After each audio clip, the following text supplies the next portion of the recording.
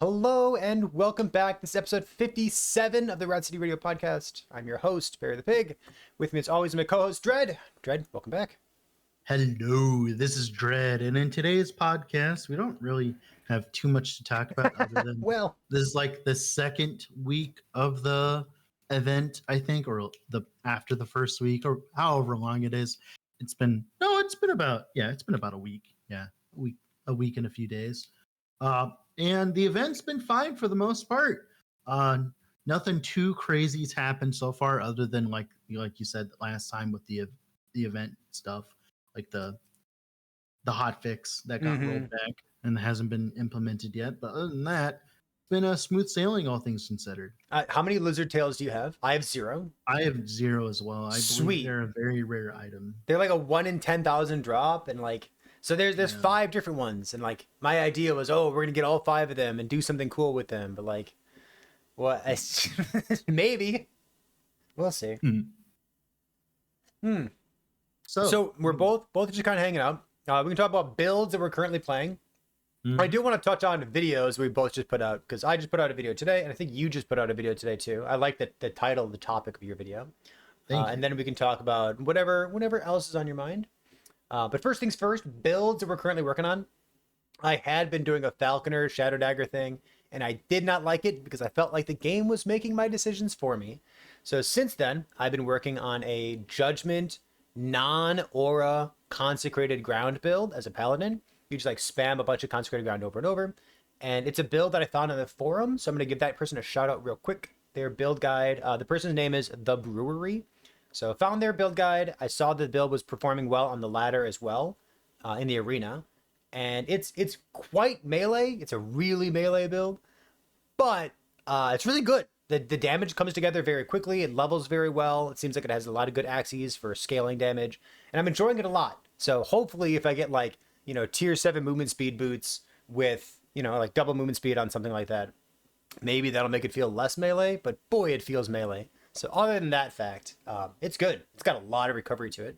So yeah, that build really did get enabled by the change that they made about the skill queuing, huh? I thought that skill queuing thing always worked that way. Like if you didn't have, it didn't work that way. I feel like it did. When was that changed? It was like maybe a year ago though. It was 0.9 that changed, I think. So it's been a while. Okay. But if you don't know what we're talking about, essentially what's happening is the main reason why the brewery's build works so well now is when you adjust your skills on your bar, you can have specific ones go off at specific times. So for instance, when you're at negative mana, your bar won't let you cast skills that cost mana, but then you can cast skills that don't cost mana, i.e. Vengeance in this case. So what you can do is you can have on, I can't remember, does it go left to right? It goes left to right, yeah. Yeah, left to right, yeah. So if you have Vengeance on the right side, I think, right? And then you hold down Judgment on the left side. As Judgment casts, it'll prioritize Judgment first, but then you'll run out of mana, which you cannot cast Judgment anymore. And then you'll cast Vengeance instead. You'll gain the mana, then cast Judgment, then cast. Yeah, so you're just like holding down 2 buttons, and like the game knows which one to cast. Yeah. And instead of being absurdly obnoxious like it was before, where like, you couldn't do that before, now you can do that. You can just literally hold down 2 buttons and it'll automate the gameplay for you for the most part. And it makes the generator spender not feel like a generator spender anymore. It just feels like you're playing like a channeled skill that like, every so often it shoots out Vengeance and then every so often it shoots out Judgment. True. And that definitely makes it feel a lot better than what it used to be back in the day. I definitely wish that I had like Rive's pull. I think that'd make it feel so much better, but like I would lose all my defenses then. Or I wish like Lunge didn't cost so much mana. Or I wish that I liked using Healing Hands movement skill. Or I wish that I had like plus 100 movement speed to make my melee life feel a little bit better. But like like walking up to a pack of like archers or something that are like, the new skeletons juiced up for the 1.1 refresh event. Like it hurts, it really fucking hurts walking up to those guys. It just feels so melee. But other than that, even with the evade, it still feels bad. The evade feels super important for this build. Like in 1.0, you could basically build this exact same build. I probably wouldn't have liked it just because like, not having evade at all. But evade makes it feel a lot better, which continues to be the case for every melee build that I played so far. I'm excited to play swipe again after the changes, because I haven't played a good swipe build in a while, and that's a build that gets enabled very well by the evade stuff. But your evade in werebear form is like a little hop. It's not a barrel roll like it should be. Oh, I'm talking about Beastmaster. I thought you wanted to be a werebear or something. Okay. Nah. Yeah. Like, the evade as a swarm blade looks awesome, but like the evade as a werebear is like, it's kind of mopey. I thought we were gonna get the barrel roll. Yes, that's what but instead we have the insect roll. This is a beautiful time for them to be like, all right, by the way, guys, we have MTX here. You can make a bear. You have someone bear with like a little captain's hat, like a airplane hat, right? And then when he does an evade now, it's a barrel roll. Okay. So anyways, I have this list of it's my calendar of dad jokes. So here's all the dad jokes we haven't read yet, and Dread's just giving them out for free. Thanks, Dread. All right, so what build are you playing for the event right now? So we ended last video on Blast Rain, right? Well, you were having a good time with that. Yep. You said it was squishy, but really good damage. Yeah. It's good still. I finished that after the podcast. And then after that, I made the unfortunate decision of leveling a Forge Guard. It was one of the worst decisions in my life. Your video titles have really taken off recently. What was the title of the Forge Guard video? It's something like, I leveled the Forge Guard and only regretted most moments of it or something? I played a Forge Guard again, and I regret almost every minute. Every minute of it. Yeah, not quite every minute. What happened was on stream, I hit a world splitter with T7 melee flat fire, and me and Twitch chat decided it would be really funny if we just leveled a Forge Guard and played Smelter's Wrath with it. Because if you don't know, Smelter's Wrath with increased area, it increases the charge speed instead of area, because otherwise that'd be overpowered as balls. You just gigantic screen wide AoE, right? So they changed it and made it so it's charge speed now. And if you use a very high mana cost Smelter's Wrath, like 65, you can get a very large amount of increased area with World Splitter, and it makes the channel cost go from like 2 seconds to like 0.7 seconds maybe. It looked snappy. It looked good. Yeah, and it made Smelter's Wrath actually playable. The problem is there's some anti-synergy here. So as you channel it faster, you don't get the more damage per second nodes. So you're getting more Smelter's Wrath per second, but you're dealing less damage each one. And it's fine. It does enough damage. It's not like the best in the world, but it was just like, I like the skill, but I don't like the mastery. The mastery sucks donkey. Like right now, like I was at 4.3k HP. If I was playing a paladin, I'd have been at like 5.6k HP or something stupid like that. Like it's just really bad, like in comparison. Like, oh, I have like maybe 5% more armor. It doesn't matter because Smelter's Wrath doubles my armor, so I get armor capped anyways, right? It was just kind of sad realizing like this would be so much better on a paladin. I do want to give you a shout out because like that video is the perfect kind of video that I enjoy, and like I know that I'm not the broader YouTube audience, and I know that like YouTube videos do well when you say, oh my god, this is insane, or this new card, this new item, this new thing is totally busted. And like YouTube videos don't do well on average at all when you say like this thing kind of sucks. But to me, it's so good. Like you saying like, I tried Smelter's Wrath and here's all the ways it was bad. I look at that video and it's like, this is the one that I'm going to like go watch 2 or 3 times and like dissect everything you said. Like this is exactly what I want to hear from a YouTube video. Yeah. I've actually noticed that that's actually been an interesting topic of a conversation of late where I've essentially been punished for playing like more fun builds of late. Yeah, like it for feels sure. Like I'm being punished for that. And it's very interesting. It'll roll into some of the other videos I made recently. But yeah, we played Smelter's Wrath. Now, what happened after that was I wanted to play Surge. Firebrand. So Firebrand, if you don't know, it's usually a buff skill for Spellblade, right? usually used to poke stuff. And that's fine and dandy. But I saw the curse. He was trying to play it with Event Horizon and use the no attack speed scaling node and use a gigantic flame surge. And it was like bam, bam, bam, bam. And it was entertaining to watch. I was like, wait, why have we never tried it before? Because they buffed the tree on Firebrand. They did. It's no longer garbage. And I can safely say, if it was a year ago, it'd have been a good build.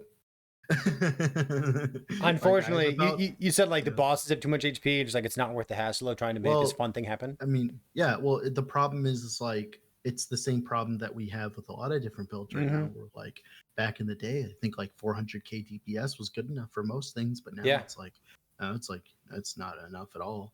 It just feels painful. Like right now, that's the same problem that we ran into recently with Electrify Smite Healing Hands, like feeling good in 1.0, and then all of a sudden like 1.1, it's like I want way more damage. I want to go die. I want way more damage to justify what I'm doing here, and it's just like not accessible to me. Yeah, and it's funny because it's a very good play style. It feels great to play when I'm playing it in monos. It's all good. Like everything's amazing about it. Every single thing is amazing about it.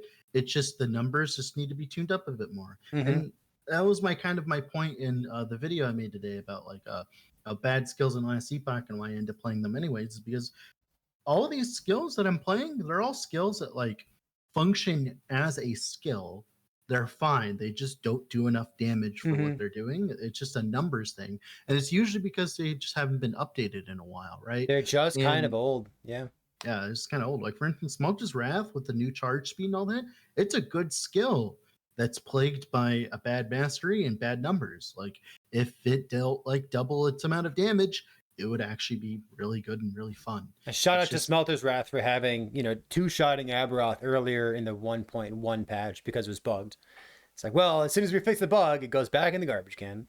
Yeah, and it's sad because there's all these skills that have fun and interesting trees, and we've talked about this before about more damage and how it's causing trees to become homogenized in Last Epoch. And you just talked about it earlier on you just made that tier list video thing. You're talking about Earthquake, and it has all those more damage modifiers. And because of all of these skills that do significantly more damage than everything else, it kind of just makes something like these trees look kind of boring, in comparison.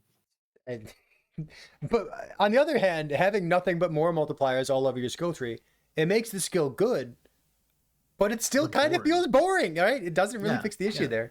So you were just talking about the second video you made, and I want to shout out the title of it because again, I think it's so good.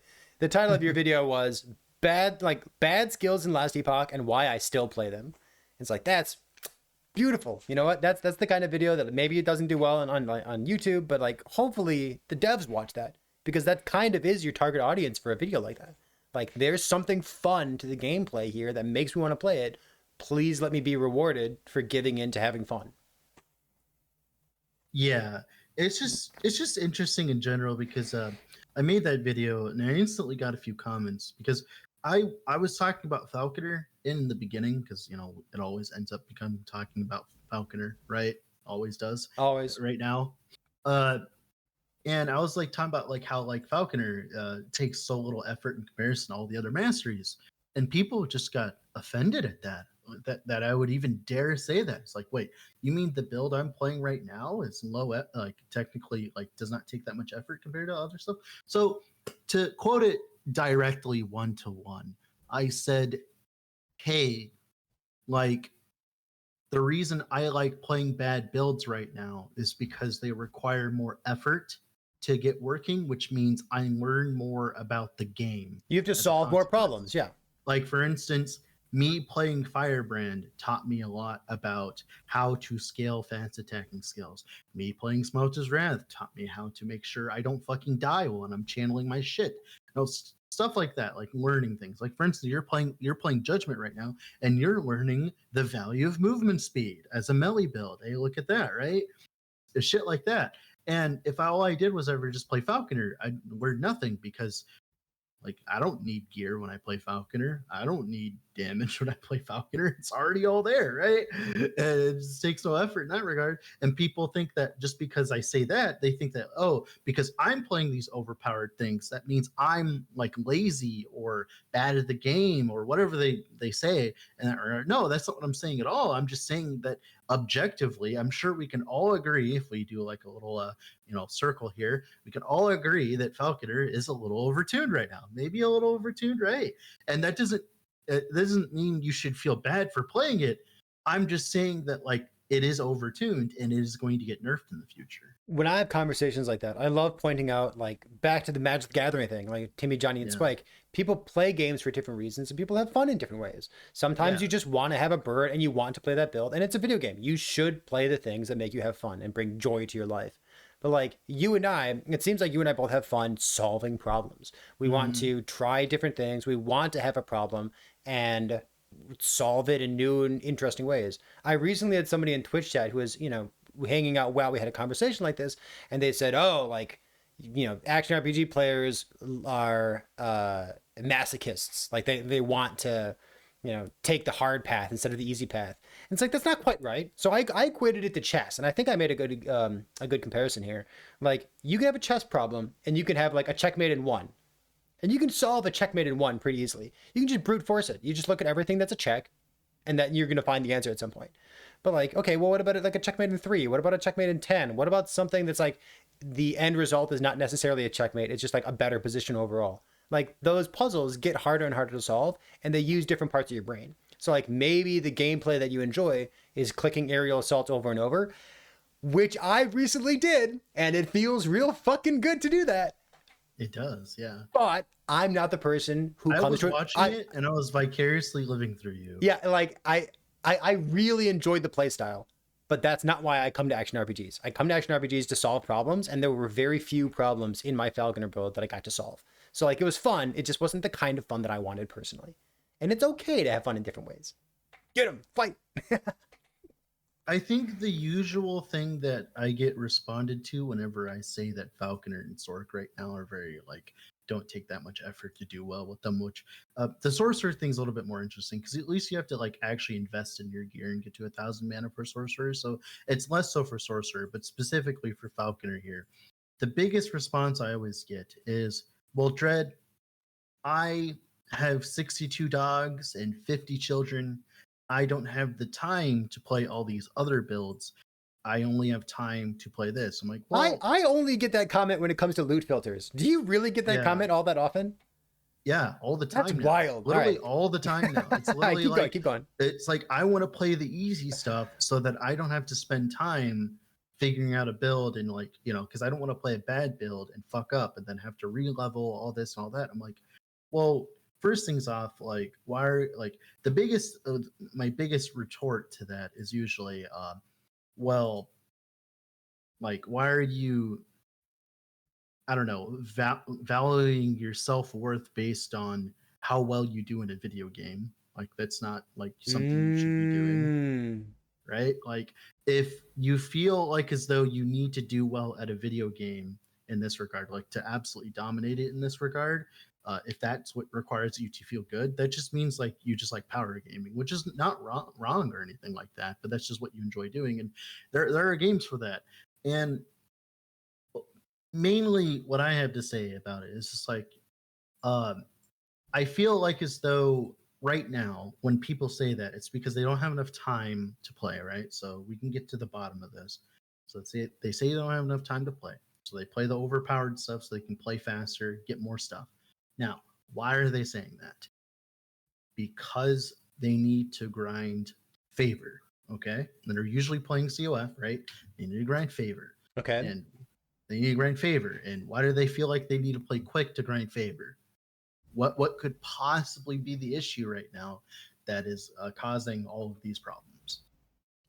Sounds like favor game to me. Maybe it's favor game, like I've like talked about, it's like in my videos, like I feel like people don't want to experiment anymore and have fun with the game because favor game is so obnoxious right now that that it's just like, it's just not fun to try other stuff. Like, for instance, I think I spent well over 200k favor today. Yesterday I spent 200k favor trying to roll a 1 LP Valor's Chalice to hit Infernal Shade, level Infernal Shade, which I will not talk about till later because that's a special one. But yeah, I've been trying to roll something and I didn't hit it after I think like 20 tries or something. It's all a favor to go down the drain for a 1 and 4, right? And to go grind that favor, even the favor buffs, like it will take time for me to do that. Like, you know, like right now I should be playing just be able to do that. And I think that's why people want to play the overpowered things, not necessarily because they want to feel strong, but they feel like if they don't feel strong, they're wasting their time in that regard, right? Yeah. And that is because the favor stuff. Now, it's funny. It's fucking funny that this is the problem now because we had the exact opposite fucking problem before, okay? Where now, because before we had a problem where we weren't incentivized to kill enough, but now we're too incentivized to kill stuff to the point where favor gain is literally all that matters. And if you're not playing something that deletes the entire screen with one click, you're probably wasting your time, or at least that's how most people feel. And that is because, well, COF mainly. I blame COF for this because it doesn't feel as bad as in MG, but I blame COF for this right now. Because most of the people that are complaining are probably blaming COF. As we're talking about this, like there's a great video that Frozen Sentinel put out maybe a couple weeks ago at this point, talking about how backloaded the RNG is for Last Epoch, where like you do all these steps to grind up the perfect exalted item and the perfect unique item, and then you go to the legendary oven in Temporal Sanctum and you cook the items, and it's still just a 1 in 4 or even a 1 in 6 to get the thing you want. Like you work for like a week, maybe 2 weeks trying to find the perfect items, and it's still just a 1 in 4. And like I assume the people in Twitch chat who are watching here live have watched this video because it's a good argument. It's laid out well. It's a clean video. You know, he demonstrates his points. But like Frozen Sentinel really did a good job of explaining why that backloaded RNG feels bad and like what EHG could do if they wanted to address that. And that's exactly what you're talking about here. Like in Merchant's Guild, like, oh man, you know what I found? I found a 3 LP Twisted Heart. And that means like if I want to get, you know, +4 to smite, for example, on my Twisted Heart, it's still a 1 in 4. Yep. It's still a 1 in 4 to get my +4 to Twisted. Like it's a 1 in 4 on a 1 LP, but it's also 1 in 4 on a 3 LP. Yeah. Wait a minute. That's terrible. The thing is too, I don't mind that RNG, right? I don't necessarily mind that RNG. See, that's the kind of RNG that keeps you playing an ARPG, which is like what's supposed to happen, right? You're supposed to have some difficulty getting gear, especially really good gear, like a 3LP Twisted Heart, right? Like it's supposed to be that's insane. A sign that you played a lot, right? Yes. The problem is even some of the more basic stuff. It's like I said, there's a reason why I'm not playing COF right now, and the main reason this is going to be a future video topic. Why don't I play COF right now? Why do I play Merchant's Guild? I think I know the answer, but go ahead. I play too many goddamn builds. Oh, for sure. To play COF. Like if I want, like for instance, imagine if I had to do all of this work to play that Firebrand build only to cap out at 500 corruption. That would fucking suck, dude. Wouldn't it? Like that would suck. All this effort, like I have a 3 LP pair of Falcon Fists with double T7 prefixes and a T5 hybrid HP roll, right? And it's still not doing well enough. Like, and this is the kind of reason why, you know, new players, they gravitate towards the overpowered stuff because they don't want to deal with that. They don't want to deal with rolling a whole character, getting it all ready to go, and then get capped out before your favor farm gets acceptable. Right. And that's the word right there. Till their favor farm gets acceptable. Right. Like, why are we even saying that? Like, that shouldn't even be a problem. Like, it's crazy to me that that's even a problem. It's like that the devs are balancing the content around 300. Right. In that regard, like, if you want to explain what I mean by that. Well, so EHG just says that a good build is something that can clear 300 corruption, and 300 corruption lines up with the end of the Harbinger quest line, and with the approximate time when you're going to be ready to fight Aberoth. And like when they say fight Aberoth, they mean like slog through Aberoth. They don't mean one-shot it. And there's some other things I want to add on to that now. That specific part is this applies to minion builds as well. Mhm. They don't expect you to take a minion build and go and do 1,000 corruption and have your minion survive, because otherwise, some storm crows wouldn't be so squishy, right? Mhm. Even like, and that's like another thing. Like they don't scale these things far enough. Like Firebrand, for instance, right? They just buffed it. They gave it tree back, but it still doesn't have enough damage to even do 500 corruption. If I went back down to 300 corruption, it'd feel fine, like whatever, right? But the problem is right now, as it currently stands, to get good favor per hour, you need to be clearing things fast at around 700 to 1,000. That's when favor starts feeling good. That is when it starts feeling like a good time to farm favor. Before that is a slog. I don't know if you've ever tried farming favor at 300, like actually trying to actively farm favor at 300. Like it's terrible. Obviously, this is during the event, so like we get like more favor gain, but like before that, right? I want to pause for just a moment. Twitch chat called me out, and I double checked by slowing down and doing some math. Talking about getting +4 smite on a 3 LP Twisted Heart. On a 1 LP, it's obviously 1 in 4. On a 3 LP, it's 75% chance. So it's 3 out of 4 to get that. But like, still RNG. I mean, let's be real. For you, it would still be a 1 It would still, okay, for me, it'd be 1 in 4 because I have no luck in this universe. But why does farming favor and COF matter? I'll let you answer that, Perry, because you play COF. What kind of... I was making a good point about correcting my own probability and not knowing how math works. I was busy correcting myself. And you're going to ask me live on Twitch, why does farming favor and COF matter? I'm going to assume you're not a troll because you're in my Twitch chat. I have no trolls in my Twitch chat. Farming COF or farming favor in COF is the only thing that matters because favor allows you to interact with the prophecy system. And prophecies, on average, are a much worse way of target farming exactly what you want, is as opposed to Merchant's Guild, where you just like, you have the favor, and once you get there, you buy the item for gold. Whereas in in COF, you might have 200,000 or maybe 300,000 favor spent before you get an item that you want, like a 2 or 3 LP unique item, and then you still need to like go find a good unique item or a good exalted item for it, and then you still need to go cook it in Temporal Sanctum. Like, there's a lot more favor uses in COF than to give you an idea here. I say 200k favor, right, as a Merchant's Guild player, that would last me a build or two, maybe, if I get lucky, right, in terms of uniques and stuff like that, and exalted. It's like a third a build for COF. It's like, no, it's not even a third. Like, let's to compare it to the amount of gear I have in MG, yeah, it'd be a 1/10 of a build. It's like real, it's not nearly as much. Yeah, it is absurd in comparison, right? And that's usually why favor is such a problem. And in my opinion, and I'm going to assume in Perry's opinion, and a lot of other people's opinions, COF is the proper way to play the game, in my opinion. That is the God intended, like, it feels good to play, it feels fun. That is the way that most people play the game. Listen, Dread said it. Dread said it, not me. But no, I'm being serious. No, I'm saying just because I'm not playing COF right now doesn't mean I don't like COF. It just means I don't like what we're talking about right now. The problem why I'm not playing COF. Are you trying to say that like favor gain power should be balanced around COF rather than being balanced around Merchant's Guild? Yeah, that's mainly what I'm getting. Agreed. Okay, keep going. Yeah. But like, I like COF because that's how I used to play the game. It just, instead you add the prophecy stuff on it, right? That's how I used to play the game. But to keep up in this day and age with other people, I have to play. And I shouldn't be comparing myself to other people, toxic externality and all that. Well, when you say keeping up, you mean like in terms of content that you're pushing out to YouTube? Like this is a content creator perspective. Like, yeah, it's like a content problem, right? Like, this is a very unique position in this regard. Like, if I wasn't making content, I'd make like 1 build a month at most, right? Stuff like that. And so yeah, I need to play a very large amount of builds, and they need to have quality gear because the expectation that is put on me specifically is very high right now.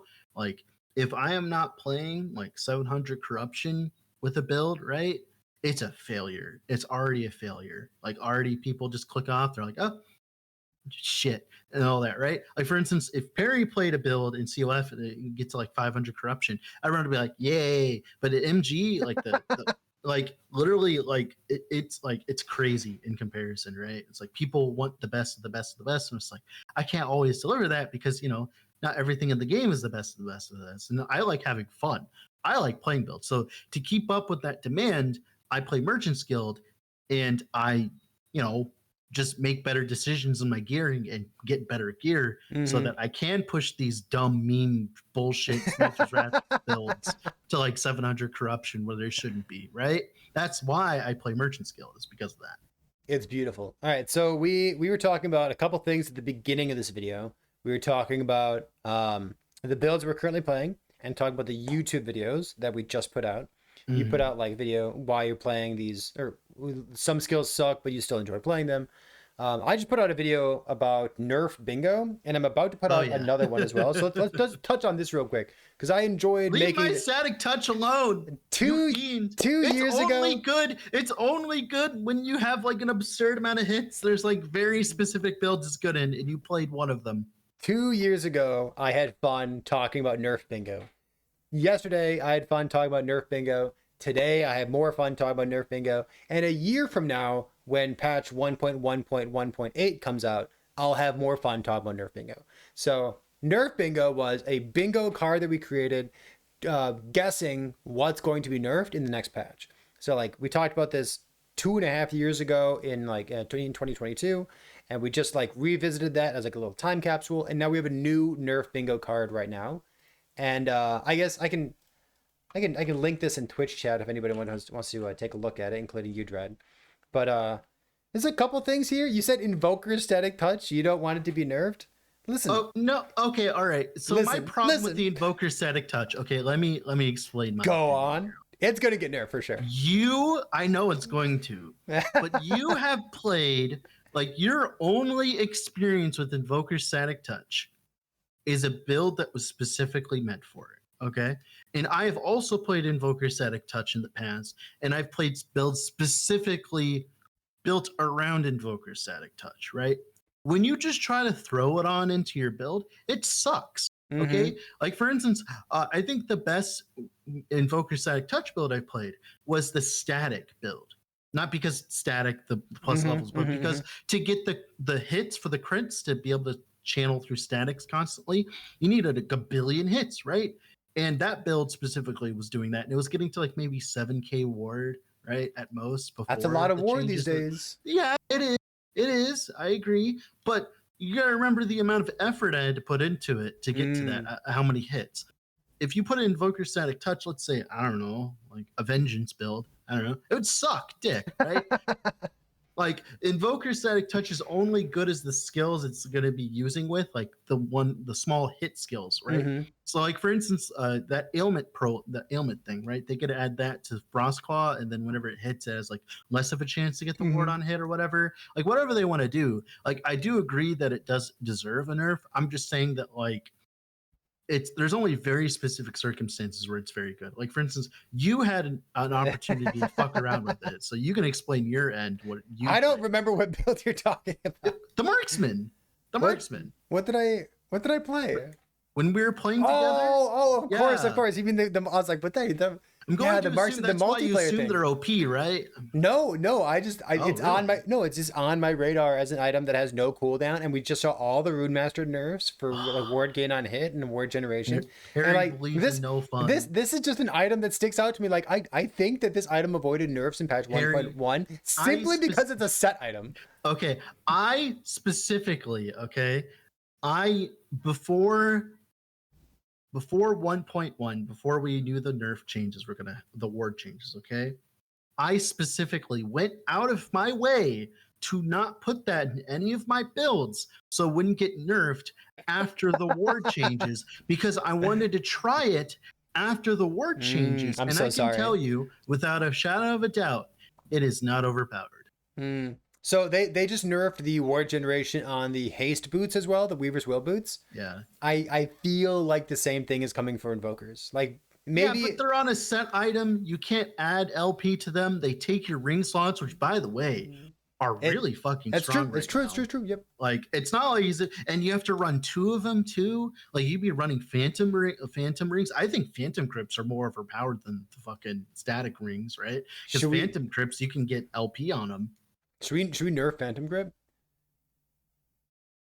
No, because until they start realizing that they have to put base crit on these stupid 2-handed weapons they keep releasing. Okay. No.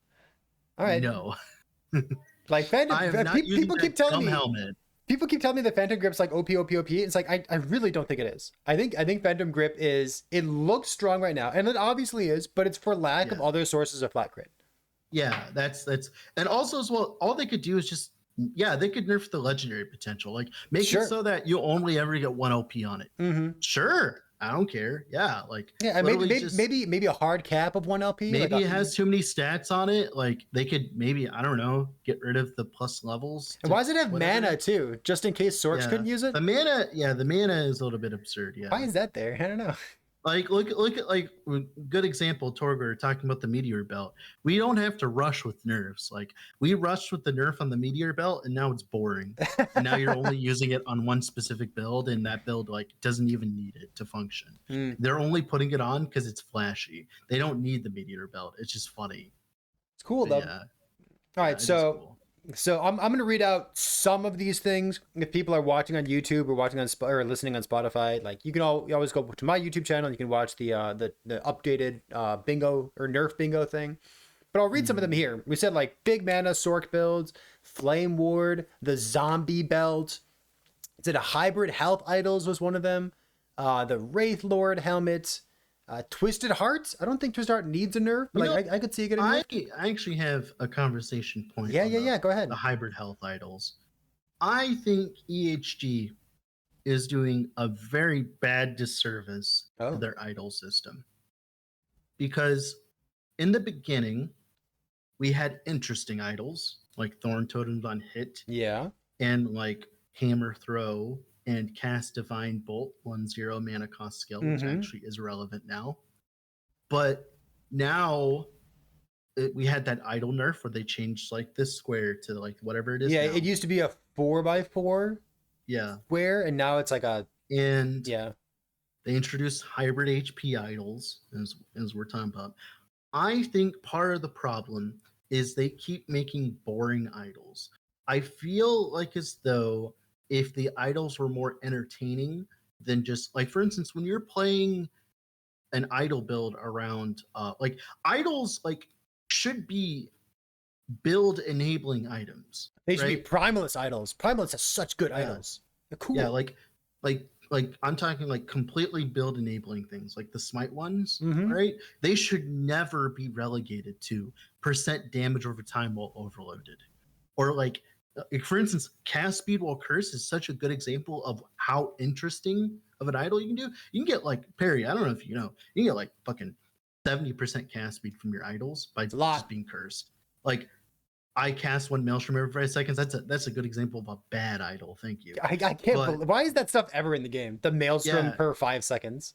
And they even nerf the smite idol too, which makes me want it even more. And then you just have like I don't know, like I feel like they're doing a like huge disservice to the game by not investing more into idols. And the problem is it's for content. Let's assume they're game devs. Okay, they make content. Sometimes like when they add new stuff, when they add new skills, they're going to add idols. They're like, instead of making something interesting, we're just going to do damage over time while overloaded, or we're going to do ward when you're channeling Profane Veil, or ward when you're channeling like Ghost Flame. Like no one wants that shit, dude.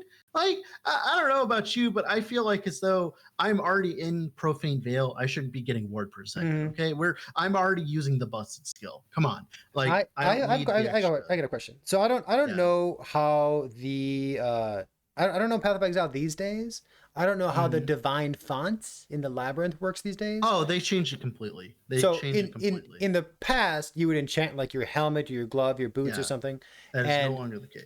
But okay, so in the past, that's how PerryThePig worked. And like when they introduced a new skill, they'd introduce a slew of good helmet enchants that go along with it. Some of them would be boring, like % increased damage. Some of them would be like really interesting, like +1 arrow for tornado shot, or like +1 fire trap thrown, or something like that. Mm-hmm. And it kind of reminds me of like the +1 explosive trap idol that exists in Last Epoch. And like that looks really interesting. It reminds you of the kinds of things. It just gives you a maximum one, but it doesn't really do anything, right? Let you preload, yeah. Right. And like I want more interesting things. I want to equate it to what the Divine Font used to be in Path of Exile, like those build enabling things that you really want to seek out and get a good roll on them. And you put them in the build. I don't want double health. That's so boring.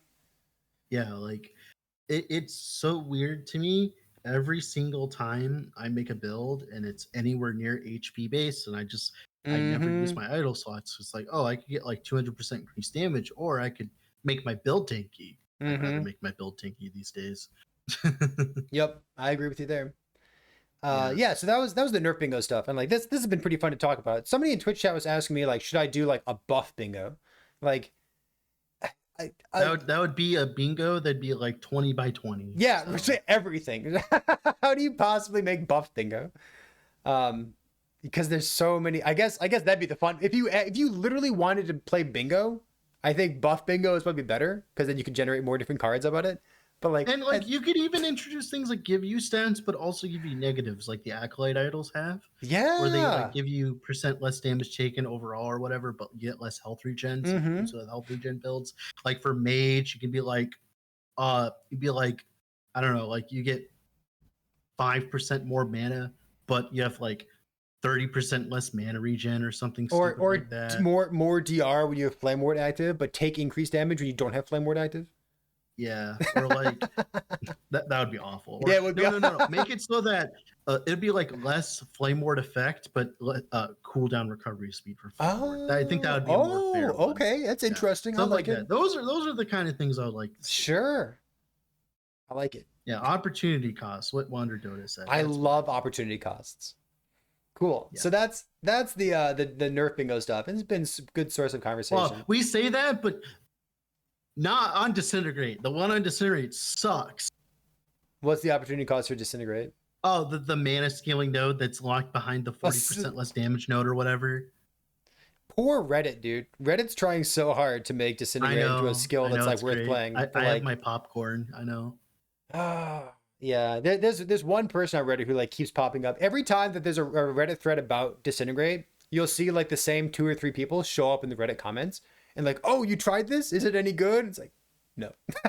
No, I'm sorry, it's not. Poor little Disintegrate. 60% less damage. Thank you, NG. See, I didn't read the Disintegrate tree after seeing it for the first time because I didn't want to puke and shame. Yeah, so bad. I just want to fire my laser, dude. Pew pew. Like, how is Scorching Rays so reasonable? And then Disintegrate's like not. Yeah. Well, I mean, to be fair, Scorching Ray, when it was good, it was in a different time period of PoE. I have no idea what's good in Path of Exile. I have no clue what's good in that game. I can tell you that Scorching Ray is definitely not something on the top of people's lists, but it used to be, and that's all that matters. Back in my day. Sure enough. Back in my day. Nothing's good that's channeling. Poor channeling skills. That's just channeling in general. Like I don't understand what's going on. They keep designing, like all these companies, they keep designing like channeling skills when they know they're bad every single time, and then they like introduce the one channeling skill that lets you move, and then all of a sudden, and then it's OP. Listen, and then they nerf into the ground because of that. Little old me, I put out an inflammatory YouTube video, and I got a lot of people mad at me. This was a while ago. I made this video, and like the thumbnail, I remember, yeah. The thumbnail of the video was the most offensive part because the thumbnail said #delete Warpath. But I made an argument against channeling skills in action RPGs because the ones that don't move are binary because you either should be channeling or should not be channeling. And while you're channeling, you get buffs. And when you're not channeling, you don't have those buffs, so you're more squishy. And then the whole dichotomy breaks as soon as you add in a skill like Warpath that lets you move and channel at the same time and preserve those buffs. And like, it's wild. Like, it's been going on for such a long time. It's channeling. Last Epoch finally broke the mold and made a good channeling skill that wasn't shit to use and felt good. Is that Smelters? No. Oh no! Hold on, Smelters, because you recently said that EHG did a good job of making it feel good to stand still because they give you so much defense. No. Okay, So different skill. Smokeless Screw Wrath- that. Smokeless Wrath Garbage. is garbage. Ignore No. what I said. I What were meant you talking about? wandering spirits, about how when you channeled it, the spirits would stay, right? Yeah. Remember when they made that change? I do. All of a sudden, wandering spirits was a fine skill, did damage, it felt good to play, all that, right? Mm-hmm. And then they removed it. And they're just like, oh, Yeah, okay, they then. changed it so that when you stop channeling, they all disappear immediately. Was that it? Yeah. Well, okay, what happened was that was the original way, and people all said it was ass, which it True. was. And then they're like, hey, we're gonna make it so that the spirits stay after channeling. And all of a sudden we had this era where wandering spirits was an interesting skill. It was like a overpowered. week or two. It was wasn't interesting. Yeah. No, it was a few patches. Was it? And then they changed it recently with the 1.0 patch, I think. Yeah, they did. It was 9.0 to 1.0 that it was viable. And then 1.0 they changed it without putting it in the patch notes. And then I got angry about it. I was annoyed. I remember started getting angry at me. I remember all the Lich gamers who were anymore. experimenting with it. I remember like Arborist was experimenting, Yeah. Mao was experimenting, you were experimenting, like everyone who like loves Lich, because Lich hasn't changed in 25 years. Yeah. They're like, oh my god, we finally have something to do, and like everybody was just like jumping on Wandering Spirits. Every build was Wandering Spirits. It was really exciting, and all of a sudden it's like, well, it's kind of fallen by the wayside because it got changed again. Yeah, and they made the changes in for such weird reasons too. Like it wasn't even that strong of a build, right? Like you still had to channel and stand there Mhm. to get your damage out for a single target. It just made clear not feel like nails on a chalkboard, But yeah. Yeah. All right, so we've talked about the builds we've been playing. We talked about the videos we've been putting out recently. You said at the beginning of this podcast that there was something else in your mind, like stuff you wanted to chat about in case we ran out of topics. I want to open that up to you in case there's something you still feel is pertinent. Oh, shoot. I think we kind of covered it all actually because we were talking about the videos I made recently. Yeah. No, that was it. Yeah. That's good. That's good. Let's chat right now because I remember you and I were talking about doing a Q&A episode. So I think both in like the comment section of this podcast here on YouTube, let's collect some Q&A stuff, and like your Discord and my Discord will both be open for it, and like it'll either be like questions for you or for I'll me. make a community post. Yeah. So let's get ready for a Q&A as well. There's a couple more things. We're about to approach kind of a lull in Last Epoch content because we need to wait 3 more years until the next patch releases. So until 2025 Q1, we're not going to have much content that we know about, unless EAG throws us a curveball. We'll see. But we could get another event in December. We could, but are they going to tell us that it's coming? One of my big critiques about EAG right now is like, I'm an adult. I want to schedule. I want to know when these things are happening. So like, I know that Q1 2025 is something that's going to happen for Last Epoch, but like, is there something in December? I don't know. I would like to know in advance. Imagine you order pizza for delivery. Okay.